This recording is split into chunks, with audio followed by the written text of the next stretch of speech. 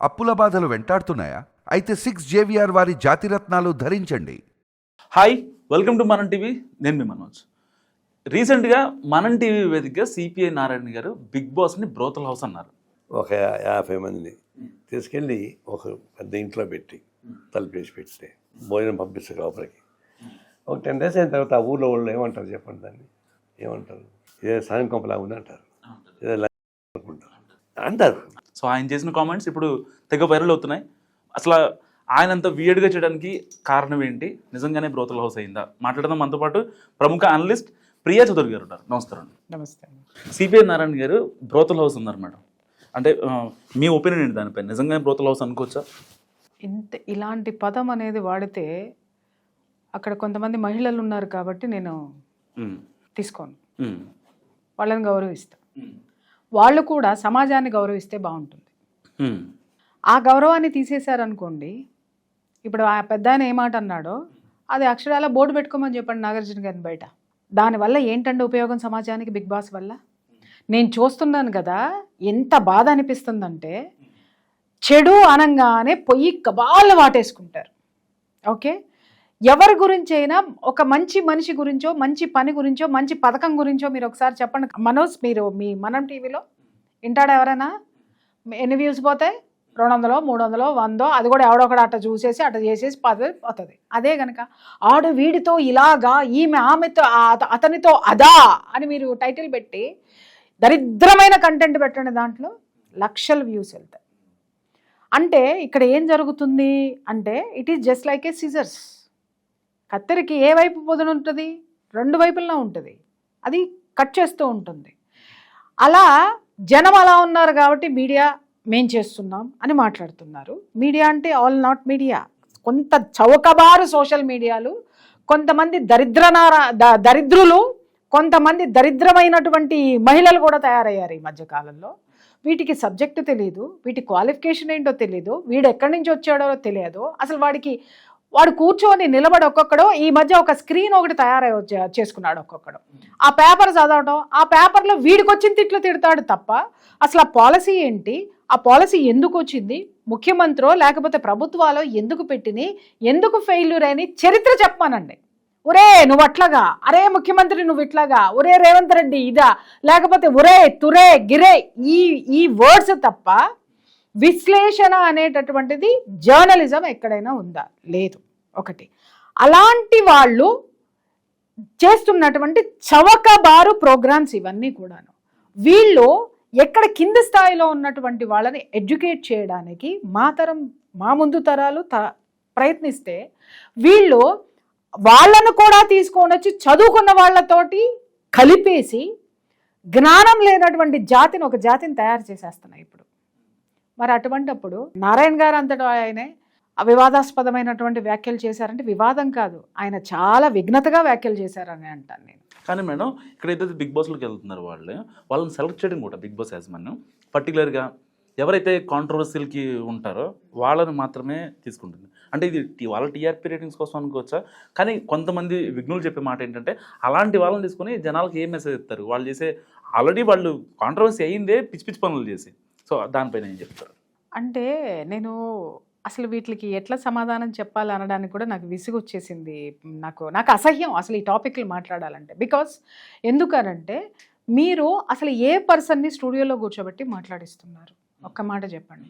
ప్రియా చౌదరి లాంటి మనిషి వచ్చి కూర్చొని మాట్లాడితే జనాలకి కొంతమందికి రుచించదు. అదే ప్రియా చౌదరి క్యారెక్టర్ అసాసినేషన్ చేసి అవతల పారేస్తే బోల్డ్ మందికి హ్యాపీ ఉంటుంది. అర్థమైందా? అట్లాగే క్యారెక్టర్ లేని వాళ్ళకితోనే కదా వీళ్ళందరికీ కూడా ఇది వెళ్ళేది. ఇప్పుడు ఒక రోడ్డు పక్కన ఒక హంస పోతుంది, ఒక పంది పోతుంది. రోడ్డు పక్కన అశుద్ధం ఉంది, పాలున్నాయి. ఓకే, ఆ పంది ఎటు పోయింది? అశుద్ధం వైపుకు పోయింది. హంస ఎటు పోయింది? పాలు వైపుకి వెళ్ళింది. ఆ పాలు కూడా కల్తీ పాలు ఉన్నాయి. కానీ హంస ఏం చేసింది? పాలు తాగి నీళ్లు వదిలేసింది. విఘ్నతగా దీనికి వచ్చేసింది. ఈ పంది అశుద్ధం తిని ఇంకెక్కడ అశుద్ధం ఉందో అని వాసన చూసుకుంటూ ముందుకు కదిలింది. ఈరోజు మీడియాలో కొంతమంది ఒక జాతికి సంబంధించిన అశుద్ధాన్ని వెతుక్కుంటూ దాన్ని సమాజానికి పరిచయం చేస్తూ పోతున్నారు. రైట్? అటువంటి సిచ్యువేషన్లో అటువంటి దీంట్లో మరి నడిపేవాడు ఎలాంటి వాడైతే దాంట్లోకి నడిచేవాళ్ళు కూడా అట్లాగే ఉంటారండి. బాస్ ఎలా ఉన్నాడో కింద ఉన్న పని వాళ్ళు అట్లనే ఉంటారు. అక్కడ అడ్మినిస్ట్రేషన్ ఏముంటుందో కింద అదే అడ్మినిస్ట్రేషన్ నడుస్తుందా, లేకపోతే కొత్తగా విఘ్నతగా ఏమన్నా నడుస్తుందా? సో ఆ బిగ్ బాస్ అనేటటువంటి ప్రోగ్రాంలో ఆ బిగ్ బాస్ క్యారెక్టర్ ఎట్లాంటిదో ఆ లోపల ఉన్న చాలామంది వరకు కూడా మరి ఇన్ని విమర్శలు వస్తున్నాయి, ఇంత ఇది వస్తుంది అని అంటే ఒక్కసారి జనం ఆలోచించాలి. దీన్ని రిజెక్ట్ చేయాలి అని అంటే జనం రిజెక్ట్ చేయాలంటే జనానికి పని పాట లేదండి. పని పాట లేదు, తినదరగట్లేదు. ఎందుకంటే వాళ్ళ పనాళ్ళు వచ్చేస్తున్నారు, డబ్బులు ఎక్కువ వచ్చేస్తున్నాయి, పుచ్చిపోతున్నాయి డబ్బులు. అందుకని ఖాళీగా కూర్చొని ఏం చేస్తున్నారు, ఇట్లాంటి దరిద్రాలన్నింటినీ చూస్తారు. అసలు మొన్న 2-3 పంపించారు నాకు, మేడం ఒకసారి అసలు చూడండి ఒకసారి అని. ఏంటని ఓపెన్ చేసి చూసేసరికి మహిళలండి బాబోయ్ అసలు ఎలా ఉద్వేగంతో ఊగిపోతున్నారు. వాళ్ళని ఎలిమినేట్ ఎందుకు చేస్తారు, నేను అస్సలు ఊరుకోను, వీళ్ళు ఇలా చేస్తున్నారు. నేను అనుకున్నాను ఎవరిని ఎలిమినేట్ చేస్తున్నారు నాకు అర్థం కాదు. ఇదేంటనంటే Bigg Boss madam, Bigg Boss గురించి గృహిణుల స్పందన. నేను అడుగుతున్నాను వాళ్ళందరినీ, ఏ రోజైనా సమాజంలో జరుగుతున్నటువంటి వాటిని మీరు ప్రశ్నించారా? సమాజానికి చేటు జరుగుతున్నటువంటి వాటిని మీరు ప్రశ్నించారా? అప్పుడు మాత్రం మీకు మాట్లాడడానికి ధైర్యం రాదు, అప్పుడు మాత్రం మీకు మాట్లాడడానికి ఈ సమాజం అవసరం లేదు. మరి సమాజానికి అక్కర్లేనటువంటి దాన్ని గురించి మాట్లాడి సోషల్ మీడియాలో వదిలి వాళ్ళ కోసం ఫైట్ చేసే మీ క్యారెక్టర్ను కూడా ఏ క్యారెక్టర్ కింద జమ కట్టాలి? మీకు ఒక చిన్న ఎగ్జాంపుల్ చెప్తాను. మనోజ్ బిగ్ బ్రదర్ అనే ఒక షో వచ్చేది, యూకే బ్రిటిష్ ఛానల్ నడిపేది. బహుశా మీకు తెలియదు, 20 years బ్యాక్ అద్భుతమైన ఇంటర్నేషనల్ ప్రోగ్రామ్ అది. దాంట్లో ఏంటి అని అంటే వివిధ దేశాలలో ఉన్నటువంటి సెలబ్రిటీ, బిగ్ బ్రదర్ సెలబ్రిటీ అనమాట ఆ ప్రోగ్రాం పేరు. వివిధ దేశాల్లో ఉన్నటువంటి సెలబ్రిటీస్ని అందరినీ కొంతమందిని సెలెక్ట్ చేసి ఇలాగే బిగ్ బాస్ రూమ్ ఎలా ఉంటుందో అదే షో అలా నడిపేవాళ్ళు. దాంట్లో నుంచి పిక్ చేసేవాళ్ళు. దాని కాన్సెప్ట్ ఏంటి అని అంటే ఈ భిన్నమైనటువంటి దేశాల నుంచి వచ్చినటువంటి భిన్న సంస్కృతులు, భిన్న అలవాట్లు ఇవన్నీ ఒక చోట ఉంటే వాళ్ళు ఎలా ఒకళ్ళ యొక్క బలహీనతలు ఎలా ఉంటాయి, అలాగే వాటిని మరొకళ్ళు ఎలా దాన్ని ఫేస్ చేస్తారు, ఆ ఫేస్ చేసిన వాళ్ళు మళ్ళీ దాన్ని తిరిగి ఏ విధంగా తట్టుకుంటారు, దాన్ని ఏ విధంగా ప్రజెంట్ చేస్తారు అనేటటువంటిది ఆ Big Brother show, celebrity show అనేది చేసింది. దానికి 2007లో శిల్పా శెట్టి ఇక్కడి నుంచి సెలబ్రిటీగా సెలెక్ట్ అయ్యి వెళ్ళింది. దాంట్లో దాదాపు 19 మెంబర్స్ అనుకుంటా మొత్తం, అంటే అన్ని కంట్రీస్ నుంచి వచ్చినటువంటి సెలబ్రిటీస్. ఆ అమ్మాయి లోపలికి వెళ్ళిన తర్వాత ఎన్ని ఫేస్ చేసింది అని అంటే ఆ అమ్మాయిని ఎంత క్రిటిసైజ్ చేశారు, ఎంత అవమానించారో, ఎంత అబ్యూస్ చేశారో. అంటే యూ బ్లడీ ఇండియన్ అని చెప్పేసి అని మాట్లాడారు. మీ జాతి ఇంతే, మీ జాతికి కల్చర్ తెలీదు, మీ జాతికి అలా తెలీదు, ఇలా తెలీదు అని she was criticised like anything, anyway, అన్ని విధాలుగా ఆమెను అబ్యూజ్డ్ చేస్తే ఆమె ఆ షో ద్వారా ప్రపంచానికి ఏం చాటిందో చెప్పమంటారా? ఒక భారత స్త్రీ యొక్క సహనం ఎంత ఉంది, ఓర్పు ఎంత ఉంది, క్షమాగుణం ఎంత ఉంది అనేటటువంటిది అమ్మాయి ప్రవర్తన ద్వారా చూపించింది. You believe it or not, ఆ అమ్మాయి వెళ్ళిన షో ప్రపంచంలోనే ఒక పెద్ద టాపిక్ అయింది రేసిజం మీద. జాతి అహంకారం అనేటటువంటిది ఎంత ఉంది అనేది మిగిలిన దేశాలకు సంబంధించిన వాళ్ళల్లో కొంతమంది ఆ అమ్మాయి మీద చూపించినటువంటి జాత్యాహంకారం మీద అంతర్జాతీయ వేదికల్లో చర్చలు జరిగినాయి. ఇది ఎంత గొప్ప సబ్జెక్టు, ఇది ఏ విధంగా వెళ్ళింది. ఆ షోలో ఆ అమ్మాయి చూపించినటువంటి పరిణితి, ఆ అమ్మాయి క్యారెక్టర్ ఏ విధంగా ఎలిమినేట్ అయ్యింది, భారత స్త్రీకి ఉండవలసినటువంటి సహనం ఎంత ఉంది, క్షమాగుణం ఎంత ఉంది, అలాగే ఆ బిహేవియర్, ఏ విధమైనటువంటి బిహేవియర్, హుందాతనము ఎలా ఉంది, స్వీకరించటం అనేది ఎలా ఉంది, యాక్సెప్టెన్స్ అనేది ఎలా ఉంటుంది అనేది ప్రూవ్ చేసి ఆ షోకి ఆవిడే విన్నర్. అండర్స్టాండ్? మనసుకు గెలిచింది, ఆవిడ విన్నర్ అయింది. ఆవిడ క్యారెక్టర్ని ఆ విధంగా అంత అద్భుతంగా ప్రపంచంలో భారత స్త్రీ క్యారెక్టర్ ఇది అని నిలబెట్టింది.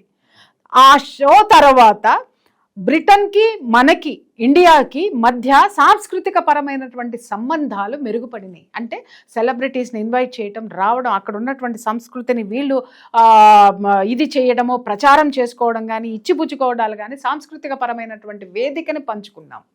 ఆ విధంగా రెండు దేశాల మధ్య సాంస్కృతిక పరమైనటువంటి బంధాలు బలపడినాయి. ఇంత అద్భుతమైనటువంటి ఇది ఆ షో ద్వారా జరిగింది. ఆ షోకి బిగ్ బాస్ అనే దరిద్రాన్ని పేరు పెట్టి ఆ దరిద్రాన్ని చేసి ఈ విధంగా ఆ షోలోకి అప్పుడు ఆ అమ్మాయి వెళ్ళి అంతర్జాతీయంగా ఎంత గొప్ప పేరు తెచ్చిందో, వీళ్ళు అంతర్లీనంగా దాంట్లోకి పోయి అంత జుగుప్సాకరమైనటువంటి విషయాల్ని, అంత దరిద్రమైనటువంటి దీన్ని ప్రపంచంలో అప్పుడు ఏమి చర్చించారు?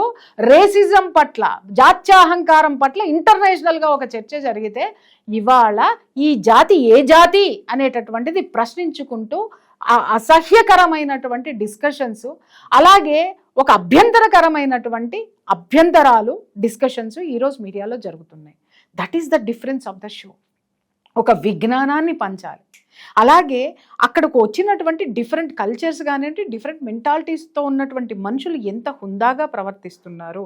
వాళ్ళకి అర్థం కాని విషయం ఏంటంటే, ఈ షోల ద్వారా, ఈ బిగ్ బాస్ అనే దరిద్రం స్టార్ట్ అయిన దగ్గర నుంచి ప్రపంచం ఎలా తయారైందంటే, బిగ్ బాస్ షోకి వెళ్ళాలంటే దరిద్రం చెయ్యాలి, పెంట చేస్తే బిగ్ బాస్ ఆడు తీసుకుంటాడు. అంటే అది పెంట వేసే హౌస్ అన్నమాట.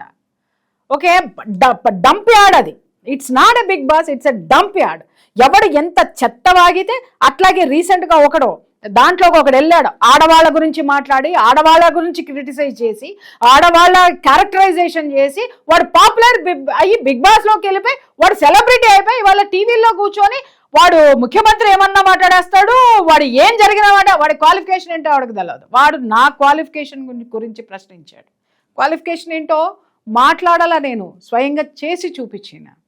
నా ప్రొఫెషన్ పుట్టినప్పుడు నా కొడుకులు పుట్టారో లేదో తెలియదు. వీళ్ళు నా గురించి క్రిటిసైజ్ చేస్తారు. ఇందుకు పనికొచ్చే క్యారెక్టర్స్ అన్నీ ఆ బిగ్ బాస్లో ఉన్నాయి. సమాజానికి ఏమిస్తున్నారు వీళ్ళు?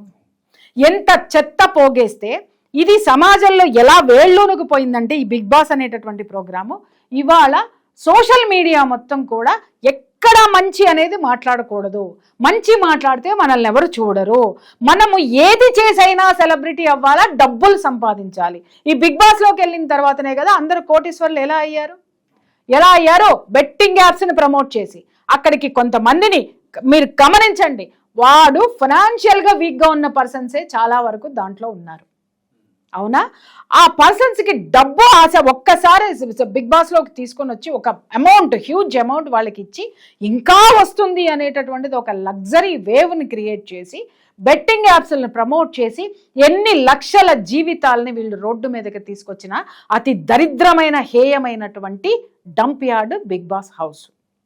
దీన్ని ప్రజలు కూడా గమనించి చీకొట్టాల్సింది పోయి, వాళ్ళ మైండ్లను కూడా పొల్యూట్ చేసినటువంటి ఈ ప్రోగ్రాం మీద ప్రజలు కాదు తిరగబడవలసింది, ప్రభుత్వం దీని మీద ఒక కన్ను వేయాల్సినటువంటి అవసరం ఉంది. ప్రభుత్వం నిషేధించే దిశగా వెళ్లాల్సినటువంటి అవసరం ఉంది. వెళ్ళకపోతే చట్టపరంగా, దీని పరంగా, లీగల్గా కూడా న్యాయస్థానాల తలుపులు తట్టాలి అనేటటువంటి నిర్ణయాన్ని మాలాంటి వాళ్ళు కూడా తీసుకుంటున్నారు. Thank you madam. సో ఇది ప్రియా చౌదరి గారి అనాలిసిస్.